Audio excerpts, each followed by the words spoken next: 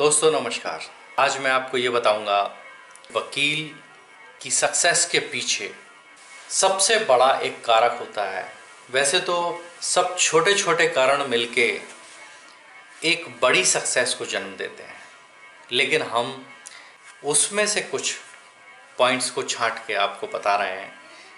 जैसे मैंने आपको बताया था कि यूनिफॉर्म में आप अगर कोर्ट जाते हैं तो उसका क्या बेनिफिट है, इसी तरह से मैं आपको बता रहा हूँ एडवोकेट को सक्सेसफुल होने के लिए क्या करना चाहिए।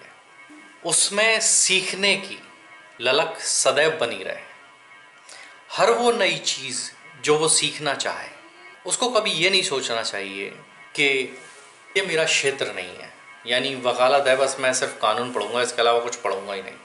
ऐसी स्थिति में आप मात खा जाते हैं कई ऐसे टेक्निकल मुकदमों को लड़ने में जहां आपको उसके फैक्ट्स पे बहुत ज़्यादा जोर देना पड़ता है। दोस्तों, मैंने एक ऐसा मामला पेश किया था, वो मामला कंज्यूमर फोरम में पेश होना था, लेकिन उसकी ड्राफ्टिंग अपने आप में ज़बरदस्त थी।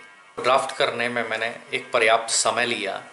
उसके अंदर ऐसे ऐसे फैक्ट थे जो मेडिकल से जुड़े हुए थे। उसमें एक पेशेंट था जिसको ऑपरेशन हुआ और उसको मेडिक्लेम देने से कंपनी ने मना कर दिया। 1 लाख रुपए का मेडिक्लेम था उसका।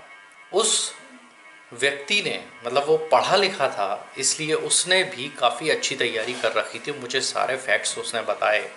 एक वॉन विलेब्रेंड फैक्टर होता है किसी भी व्यक्ति की बॉडी में।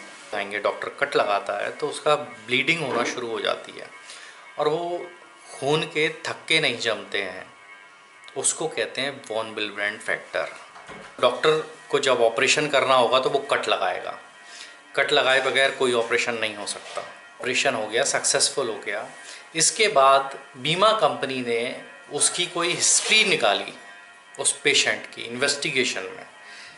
देखिए, अब यहाँ मैं आपको एक छोटी सी बात और बताता हूँ कि मैंने इंश्योरेंस कंपनीज़ के अंदर इन्वेस्टिगेशंस भी किया है, इसलिए मुझे पता है कि एक इन्वेस्टिगेटर होता है, वो इन्वेस्टिगेट करता है पूरे केसेस को। मतलब आप जितनी ज़्यादा नॉलेज लेंगे वकालत के लिए, उतना ज़्यादा आपको फ़ायदा मिलेगा। मतलब कोई भी नॉलेज बेकार नहीं जाएगी, आप ये बात बिल्कुल ध्यान रखें। तो चलिए अब आगे चलते हैं। अभी मैं वीडियो को दूसरे टॉपिक पे नहीं ले जा रहा हूँ। तो इन्वेस्टिगेट कराया उन्होंने और इन्वेस्टिगेटर ने रिपोर्ट दी कि इस मरीज को, जिसको आप मेडिक्लेम दे रहे हैं, इस मरीज को, इस पेशेंट को वॉन विलेब्रेंड फैक्टर है, जिसकी वजह से ये क्लेम नहीं मिलना चाहिए इसको। उन्होंने क्लेम को डिक्लाइन कर दिया, देने से इनकार कर दिया। उस व्यक्ति ने मुझे अप्रोच किया, मैंने उसका पूरा केस स्टडी किया, उसके बारे में पढ़ा, समझा। एक डॉक्टर से ओपिनियन उन्होंने पहले से ले रखा था, वो ओपिनियन पढ़ा। उस ओपिनियन में था कि भाई हमने इसका ऑपरेशन किया है, अगर ऐसा कुछ होता तो इसकी ब्लीडिंग ही नहीं रुकती और इसका ऑपरेशन सक्सेसफुल नहीं होता, ये तो टेबल पे ही मर जाता पेशेंट। तो ये हमारे लिए एक बहुत बड़ा ब्रह्मास्त्र साबित हुआ।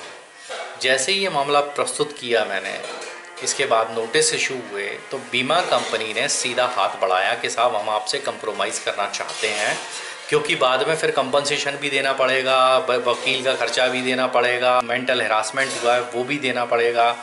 तो ये सारे खर्चे नहीं देना चाहती थी बीमा कंपनी ने। कहा कि आप हमसे राजीनामा कर लीजिए, हम आपको 1 लाख रुपए देने के लिए तैयार हैं। मैंने उस व्यक्ति से कहा कि आप अगर तैयार हों तो हम आपको 1 लाख रुपए तत्काल दिलवा देते हैं, क्योंकि उसका एक दूसरा ऑपरेशन भी होना था हार्ट का। तो उसने कहा कि मुझे तो पैसे की सख्त ज़रूरत है। तो बीमा कंपनी ने 10-15 दिन के अंदर उनको पैसा भेज दिया और मामला सेटल्ड हो गया। तो मेरा सिर्फ इतना सा मतलब है कि आपको छोटी छोटी बारीक चीज़ों को समझना है। लेकिन वकील का मतलब है मास्टर की। तो आप अपना ज्ञान अर्जित करना कभी मत ना करें। मैं खुद इन्वेस्टिगेटर था इंश्योरेंस कंपनी के अंदर। इससे मुझे एक फ़ायदा ये मिला कि इन्वेस्टिगेशन किस ढंग से किया जाता है। इंश्योरेंस कंपनी वकील को ही इन्वेस्टिगेटर अपॉइंट करती है, और वो भी एक व्यवसाय हो सकता है आपके लिए, और वकालत से रिलेटेड व्यवसाय है, वो अलग नहीं है। उसमें वकील लीगल ओपिनियन की तरह उस इन्वेस्टिगेशन रिपोर्ट को बनाता है। वो जाता है, उसके लीगल पहलू देखता है, उसके सारी चीज़ों को देखने के बाद वो इस नतीजे पर पहुंचता है कि ये क्लेम डिक्लाइन किया जाए या एक्सेप्ट किया जाए। तो दोस्तों, कुल मिलाकर के अपने दायरे को बढ़ाएं। मतलब चारों तरफ, जैसे वजीर होता है ना, शतरंज कभी खेली हो तो वजीर होता है ना जिसकी पहुंच भी चारों तरफ होती है और मार भी जिसकी चारों तरफ होती है, वैसा वकील होना चाहिए।